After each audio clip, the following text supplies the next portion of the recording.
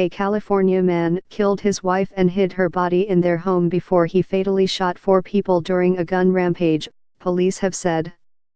"We believe that's probably what started this whole event," Tehama County Assistant Sheriff Phil Johnston told reporters on Wednesday. Kevin Jansen Neal, 43, fired into an elementary school in Rancho Tehama, but was stopped from entering by teachers. His wife's body was found hidden under floorboards, police say. Investigators said they believe Neal shot and killed his wife on Monday night, sparking the gun rampage early on Tuesday. Mr. Johnston said police also found 2 neighbors shot dead. The victims were involved in an ongoing dispute with Neal that led to an assault with a deadly weapon charge against him last January, authorities said. He killed 2 others who police said appeared to have been shot at random.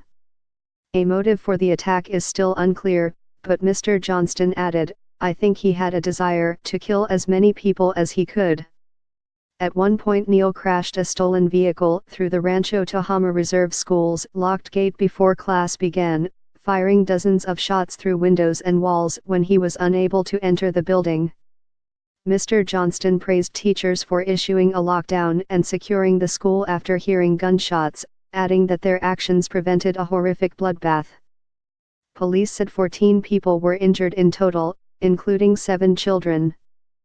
1 child at the school was shot in the chest while other children were mainly hurt by broken glass, Mr. Johnston said. The family of Alejandro Hernandez, 6, created a GoFundMe account to help raise money for his health care costs after he was shot in the chest and foot. Police said 2 semi-automatic rifles, also known as assault rifles, that were used by the gunman were recovered from one of the crime scenes.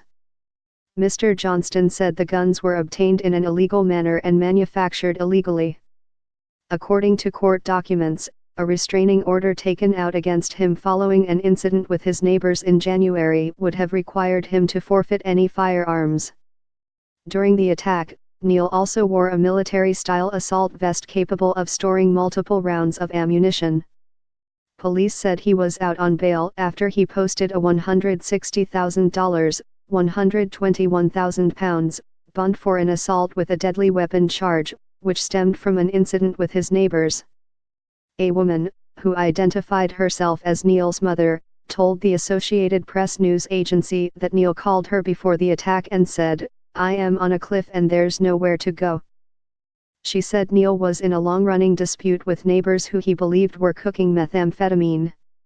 She added that Neal, who was raised in North Carolina, had been working as a cannabis farmer and had recently married his longtime girlfriend. His sister, Sheridan Orr, told the AP that she believed her brother was addicted to drugs and struggled with mental illness and a violent temper. "We're stunned and we're appalled that this is a person who has no business with firearms, whatsoever," Ms. Orr said.